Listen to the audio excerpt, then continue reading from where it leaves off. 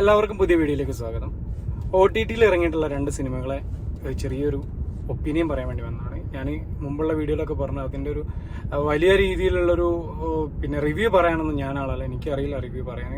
പക്ഷെ നമ്മൾ ആ സിനിമ കണ്ടിട്ട് രസിച്ചിട്ടുണ്ടോ അല്ലെങ്കിൽ നമ്മൾ ആസ്വദിച്ചിട്ടുണ്ടോ എന്നുള്ളത് മാത്രമാണ് പറയാൻ ശ്രമിക്കുന്നത്. അതിലാദ്യത്തെ സിനിമ സുന്ദർ സി സംവിധാനം ചെയ്ത അരമനൈ 4 ആണ്.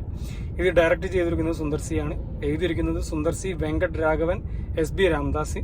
Screen play Sundar C, Venkat Raghavan എന്നിവരാണ് എഴുതിയിരിക്കുന്നത്. സ്റ്റോറി സുന്ദർ സിന്റെ തന്നെയാണ്. പ്രൊഡ്യൂസ് ചെയ്തിരിക്കുന്നത് ഖുഷ്ബു സുന്ദർ, AC ഷൺമുഖം, ACS അരുൺ കുമാർ എന്നിവർ ചേർന്നിട്ടാണ്.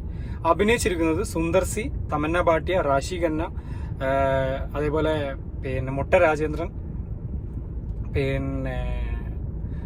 രാമചന്ദ്ര രാജു, കോവൈ സരള, യോഗി ബാബു, VTV ഗണേഷ്, ഡൽഹി ഗണേഷ്, ഇങ്ങനെ തുടങ്ങിയിട്ടുള്ള ഒരു താരനിരയാണ്. ഈ സിനിമയെ പറ്റി പറയുകയാണെങ്കിൽ അരമനൈ സീരീസ് കണ്ട ആൾക്കാർക്കൊക്കെ അറിയാം. ഒരു വീട്ടിൽ നടക്കുന്ന കാര്യങ്ങളാണ് പൊതുവെ ഈ സുന്ദർ സിന്റെ അരമനൈ സീരീസിൽ കാണാറുള്ളത്. ആ വീട്ടിലുണ്ടാവുന്ന പ്രേതാനുഭവങ്ങളും മറ്റുള്ള കാര്യങ്ങളും ചില പേടിപ്പിക്കുന്ന രംഗങ്ങൾ ചേർത്തിട്ടാണ് സിനിമ ഉണ്ടാക്കാറുള്ളത്. പൊതുവെ സുന്ദർ സിന്റെ അരമനൈ സീരീസ് കണ്ടവർക്കൊക്കെ അറിയാം. ഈ ഒരു രീതിയിലാണ് അതിന്റെ ഒരു പാറ്റേൺ. അതേ പാറ്റേൺ തന്നെയാണ് ഈ അരമനൈ 4-ലും.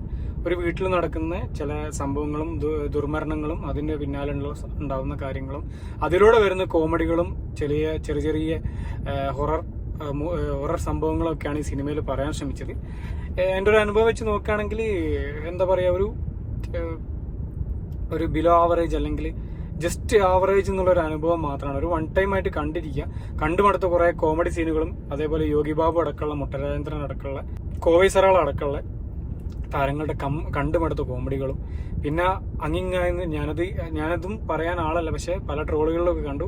അവിടെ നിന്ന് ഇവിടുന്നൊക്കെ ചുരണ്ടിയ ചില സീനുകൾ, അതുപോലെയുള്ള ചില സീനുകളൊക്കെ ഉൾപ്പെടുത്തിയിട്ടുണ്ട് എന്നുള്ളത് കണ്ടു. പക്ഷെ അതൊന്നും ഞാൻ അത്ര വലിയ സംഭവമാക്കി എടുക്കുന്നില്ല. നമ്മൾ മോശമില്ലാത്ത രീതിയിൽ ഒരു ട്രീറ്റ് ചെയ്യാൻ പറ്റിയിട്ടുണ്ട്. പക്ഷെ അവിടെ ആയിട്ട് പല മിസ്റ്റേക്കുകളും ഉണ്ട്. അങ്ങനെ ഫീൽ ചെയ്തു.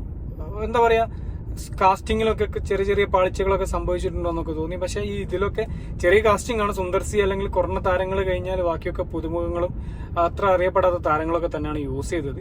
പക്ഷെ എങ്ങനെയാണ് ഈ 100 കോടി കളക്ഷനിലേക്ക് ഈ സിനിമ എത്തിപ്പെട്ടത് എന്നാണ് എനിക്ക് സംശയം. കാരണം ഇത്രത്തോളം ഒരു ആവറേജ് അല്ലെങ്കിൽ ബിലോ ആവറേജ് സിനിമ 100 കോടിയോളം, പ്രത്യേകിച്ച് തമിഴ്നാട്ടിൽ ഇത്രത്തോളം കളക്ഷനൊക്കെ നേടുക എന്ന് പറഞ്ഞാൽ അതൊരു അത്ഭുതം തന്നെയായിട്ട് കാണേണ്ടി വരും.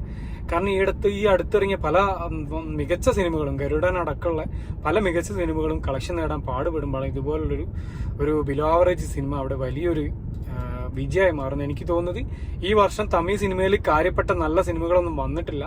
അപ്പം തമ്മിൽ ഭേദം തൊമ്മൻ എന്ന് പറഞ്ഞതുപോലെ ഉള്ളതിൽ മോശമില്ലാതെ കണ്ടിരിക്കാവുന്ന ഒരു ഫിലിം എന്നുള്ള രീതിയിൽ തമിഴരെ വിജയിപ്പിച്ചതാണോ ഇത് എന്നുള്ളൊരു സംശയം എനിക്കുണ്ട്.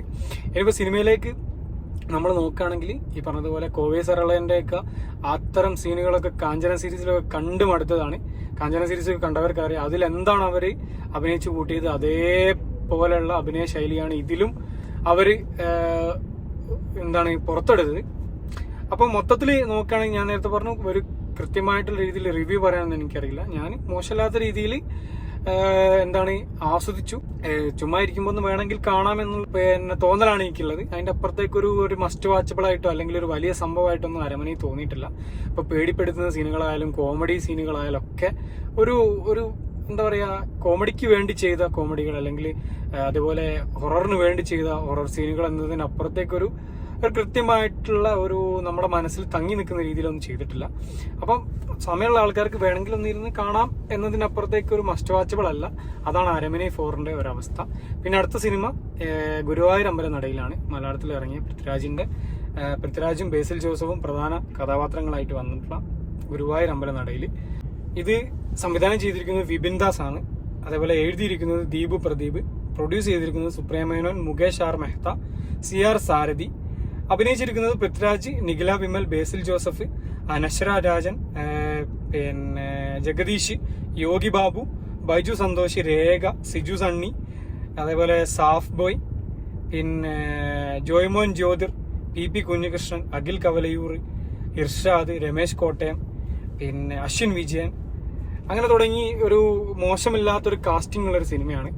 ഈ പറഞ്ഞതുപോലെ ഈ അടുത്ത കാലത്ത് ഇറങ്ങിയ മലയാളത്തിൽ ഇറങ്ങിയ കോമഡി സിനിമകളെ വെച്ച് നോക്കുമ്പോൾ ഒരു അത്യാവശ്യം കണ്ടിരിക്കാവുന്ന രീതിയിൽ മേക്ക് ചെയ്ത അല്ലെങ്കിൽ അത്യാവശ്യം വർക്കൗട്ടായ കോമഡികളുള്ള സിനിമയാണ് ഗുരുവായൂർ അമ്പലനടയിൽ. അതായത് നമ്മൾ കാണാൻ ഇരുന്ന് കഴിഞ്ഞാൽ, നമ്മൾ സിസ്റ്റത്തിലോ അല്ലെങ്കിൽ ഫോണിലോ കാണാൻ ഇരുന്ന് കഴിഞ്ഞാൽ അത് ഫുള്ള് 2 മണിക്കൂർ 35 മിനിറ്റ് ഉള്ള ഒരു സിനിമ, ആ മുഴുവൻ 2 മണിക്കൂർ 35 മിനിറ്റും ഒറ്റ ഇരുപ്പിന് കണ്ടു തീർക്കാവുന്ന രീതിയിൽ തന്നെയാണ് അവർ മേക്ക് ചെയ്ത് വെച്ചിരിക്കുന്നത്.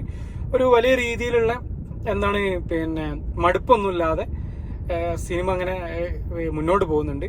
നമ്മൾ പണ്ടുള്ള പ്രിയദർശൻ സിനിമകളിലും അതേപോലെ പണ്ടുള്ള പല സിനിമകളിലും കണ്ടിട്ടുള്ള സെയിം ത്രെഡും സെയിം കഥയും കാര്യങ്ങളൊക്കെ ആണെങ്കിലും കൂടെ അത് മേക്ക് ചെയ്തിരിക്കുന്ന രീതിയും അതേപോലെ അവർ ഉപയോഗിച്ചിരിക്കുന്ന ചില പഴയകാല സിനിമകളുമായി ബന്ധപ്പെട്ടുള്ള ചില സംഭാഷണങ്ങളും ചില നിമിഷങ്ങളും ഒക്കെ അത് കൃത്യമായ രീതിയിൽ ബ്ലെൻഡ് ചെയ്യാൻ പറ്റിയത് കൊണ്ടൊക്കെ തന്നെ ഒരു മോശമില്ലാത്ത രീതിയിൽ കണ്ടിരിക്കുക. ചില കോമഡികളൊക്കെ ചളിയായി തോന്നുമെങ്കിലും കൂടെ ഞാൻ നേരത്തെ പറഞ്ഞതുപോലെ നമുക്കിങ്ങനെ ഒറ്റ ഇരുപ്പിന് ഇരുന്നിട്ട് നമുക്ക് അല്ലെങ്കിൽ ഒറ്റ കിടത്തത്തിൽ കിടന്നിട്ട് കണ്ടു തീർക്കാവുന്ന രീതിയിൽ മേക്ക് ചെയ്ത് വെച്ചിട്ടുള്ള സിനിമയാണ്. എൻ്റെ അഭിപ്രായത്തിൽ പറയുകയാണെങ്കിൽ ഒരു 1 ടൈം വാച്ചബിൾ എന്തായാലും ഉണ്ട്. ഒരു ആവറേജിന് മുകളിൽ നിൽക്കുന്ന ഒരു അനുഭവം തന്നെയാണ് ഗുരുവായൂർ അമ്പലനടയിൽ നിന്ന്. കാരണം ഒന്നാമത്തെ കാര്യം ഈ അടുത്ത കാലത്ത് ഈ ഇത്തരം ഒരു ഫാമിലി ഓറിയന്റഡ് ആയിട്ടുള്ള അല്ലെങ്കിൽ കുടുംബ പശ്ചാത്തലത്തിൽ വരുന്ന ഒരു കോമഡി മൂവി കാര്യമായിട്ട് വന്നിട്ടില്ല എന്ന് തന്നെയാണ് ഇതിന്റെ ഒരു ഏറ്റവും വലിയൊരു മേന്മ. അതുകൊണ്ട് തന്നെ നമുക്ക് ഫാമിലി ആയിട്ടും അല്ലാതെയൊക്കെ ഇരുന്ന് കാണാവുന്ന വലിയ രീതിയിൽ ഡബിൾ മീനിങ് കോമഡികളൊന്നും ഉൾപ്പെടുത്താത്ത ഒരു നല്ല ക്ലീൻ ആയിട്ടുള്ള ഒരു എന്റർടൈനർ എന്ന രീതിയിൽ ഒരു നല്ല സിനിമ തന്നെയാണ്. ചില സീനുകളൊക്കെ അത് വേണമായിരുന്നു എന്നുള്ള സംശയം തോന്നിയാൽ പോലും മൊത്തത്തിൽ സിനിമയായിട്ട് ബ്ലെൻഡ് ചെയ്ത് പോകുന്നത് കൊണ്ട് തന്നെ മോശമില്ലാത്ത രീതിയിൽ അത് മേക്ക് ചെയ്ത് വെച്ചതുകൊണ്ട് തന്നെ നമുക്കിങ്ങനെ കണ്ടിരിക്കാം. ക്ലൈമാക്സിലൊക്കെ ഉള്ള പഴയ നന്ദന അടക്കമുള്ള സിനിമകളുടെ റെഫറൻസ്, പിന്നെ അതുപോലെ ലാലേട്ടനും മമ്മൂക്കയായിട്ട് ബന്ധപ്പെട്ടുള്ള സിനിമകളും മറ്റുള്ള അവരുടെ ജീവിതമായിട്ട് ബന്ധപ്പെട്ടുള്ള കാര്യങ്ങളൊക്കെ ബന്ധപ്പെടുത്തിയിട്ടുള്ള ചില സീനുകൾ, ഇങ്ങനെ തുടങ്ങിയ കുറെ സീനുകളൊക്കെ അവർ കൃത്യമായിട്ട് ഉപയോഗിച്ചിട്ടുണ്ട്. പിന്നെ ചില സമയങ്ങളിലൊക്കെ ഉള്ള ബാക്ക്ഗ്രൗണ്ട് സ്കോറുകൾ ഇതൊക്കെ വളരെ കൃത്യമായിട്ട് യൂസ് ചെയ്യാൻ പറ്റിയിട്ടുണ്ട്. ഒരു എക്സാമ്പിൾ പറയുകയാണെങ്കിൽ ദൃശ്യത്തിലെ സീന് യൂസ് ചെയ്തിട്ട് നമ്മുടെ പൃഥ്വിരാജ് നിഖില വിമലിന്റെ വീട്ടിൽ പോയിട്ട് സംസാരിക്കുന്ന ഒരു സമയത്ത് ദൃശ്യത്തിലെ ഒരു സീന് യൂസ് ചെയ്യുന്നുണ്ട്.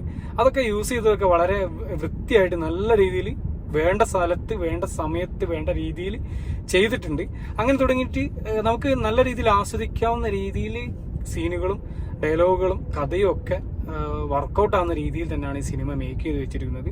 അതുകൊണ്ട് തന്നെ ഉറപ്പായിട്ടും ഒരു വട്ടം സുഖസുന്ദരമായിട്ട് നമുക്ക് കണ്ടിരിക്കുക, നമുക്ക് ടൈം ഒരു വേസ്റ്റ് ആയിട്ടേ തോന്നൂല. ആ രീതിയിൽ ഒരു മോശമില്ലാത്ത ഒരു സിനിമയാണ് ഗുരുവായൂർ അമ്പലനടയിൽ. ഈ OTTയിൽ ഇറങ്ങിയതിനു ശേഷം പല രീതിയിലുള്ള വിമർശനങ്ങളും സിനിമയ്ക്ക് വരുന്നുണ്ട്. പക്ഷെ അതൊന്നും ഞാൻ പറഞ്ഞില്ല, ഞാൻ അത്ര കണ്ട ആഴത്തിൽ സിനിമയെ പഠിക്കുന്ന അല്ലെങ്കിൽ സിനിമയെ പറ്റി മനസ്സിലാക്കുന്ന ഒരാളൊന്നല്ല. ഞാൻ കണ്ടിട്ട് അത് ആസ്വദിച്ചോ, എനിക്ക് കണ്ടിട്ട് എന്ത് ഫീൽ ചെയ്തതെന്ന് മാത്രമാണ് ഞാൻ പറയാൻ ശ്രമിക്കുന്നത്. അപ്പോൾ ഇതാണ് ഈ 2 സിനിമകൾ എനിക്ക് കണ്ടപ്പോൾ ഉണ്ടായ ഒരു ഫീലിംഗ്, എൻ്റെ ഒരു ഒപ്പീനിയൻ. അപ്പോൾ വീണ്ടും അടുത്ത വീഡിയോയിൽ കാണാൻ ശ്രമിക്കാം. Thank you for watching. Have A nice day.